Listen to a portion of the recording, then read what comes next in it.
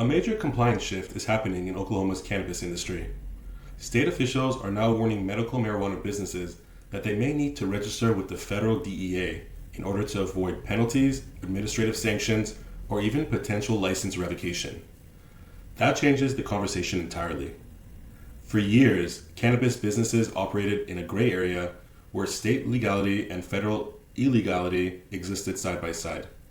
Operators focused primarily on state licensing, state compliance, and state enforcement. Now, Oklahoma regulators are signaling that federal regulation could become part of the compliance framework moving forward. I'm Daniel Sabet, CFO at GreenGrowth CPAs, and I've worked with cannabis operators across multiple states navigating compliance, tax strategy, and operational risk. One thing I've seen repeatedly is that regulatory shifts create two types of operators. The first group waits until enforcement begins, scrambles to adapt, and absorbs the financial damage later. The second group moves early, builds systems before regulations fully hit, and positions themselves ahead of competitors. This DEA registration development could become one of those defining moments for Oklahoma operators. Because this is not just about paperwork. This is about whether businesses are prepared for the cannabis industry to become significantly more regulated at both the state and federal level. Here's what Oklahoma regulators are saying. According to guidance from the Oklahoma Bureau of Narcotics and Dangerous Drug Control, medical marijuana manufacturers and distributors may now be required to obtain DEA registration as part of the federal cannabis rescheduling process. Officials stated that businesses failing to register could face administrative sanctions, including potential revocation of their OBNDD registrations. At the same time, regulators provided a temporary compliance window extending into 2027 for businesses that timely submit DEA applications while those applications are pending.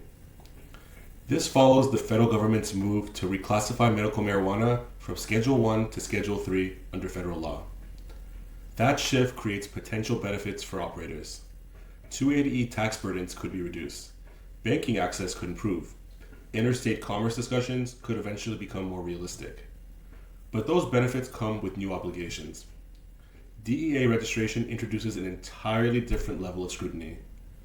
Businesses may now need to document inventory purchases, procedures, security protocols, storage systems, record keeping, supplier information, and operational controls directly through federal registration processes.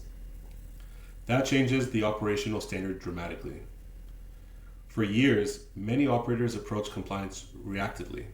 They focus on passing inspections or maintaining minimum state requirements. Federal oversight raises the stakes.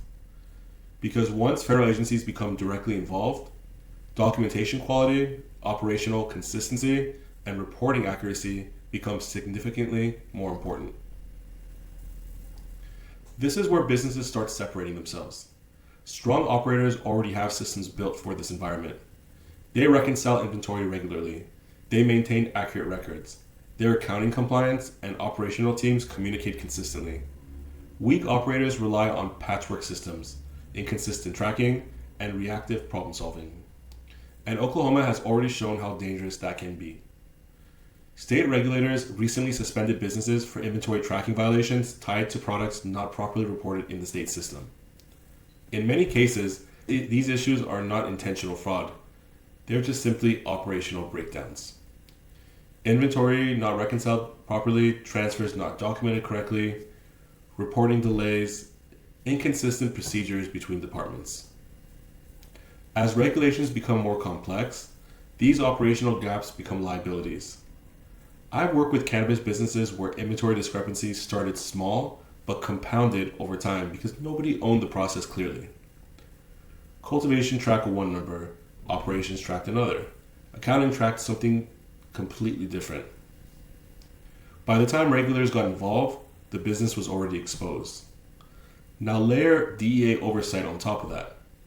Federal registration applications may require detailed disclosures about inventory handling, ordering systems, security measures, record maintenance, and compliance controls.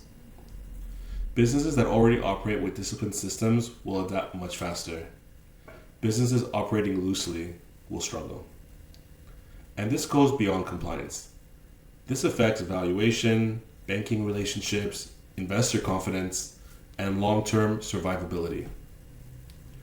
As the industry matures, sophisticated operators will increasingly separate from operators that were built for a loosely regulated environment. That transition is already happening. The next phase of cannabis is becoming more institutional. That means stronger compliance requirements, stronger financial controls, and stronger operational discipline. Oklahoma operators need to prepare now by reviewing your current compliance infrastructure. Evaluate inventory tracking systems, reconciliation procedures, documentation processes, and reporting accuracy. Make sure that accounting, compliance, and operations are aligned and communicating regularly. Review whether your business is prepared for a DEA level scrutiny, not just state level enforcement. That includes security protocols, record keeping standards, vendor documentation, and operational consistency. At the same time, businesses should work closely with legal counsel, accountants, and compliance advisors to understand how federal registration could impact taxes, banking relationships, licensing obligations, and future growth opportunities. Because this transition creates both risk and opportunity. Operators that build institutional grade systems early could gain major advantages as the market matures. Operators that delay may find themselves overwhelmed by increasing regulatory pressure. Oklahoma's cannabis market has already gone through enormous change over the last several years. We've seen license caps, stricter enforcement, compliance crackdowns, and financial pressure have already pushed many businesses out of the market. This DEA registration development signals that the next phase may involve even tighter coordination between state and federal oversight. The businesses that survive long-term will not necessarily be the biggest operators. They'll be the operators with the strongest systems, the operators with accurate records, the operators with disciplined compliance, and the operators that prepare before enforcement arrives. This is a major turning point for Oklahoma cannabis businesses. Thank you for watching. Stay sharp.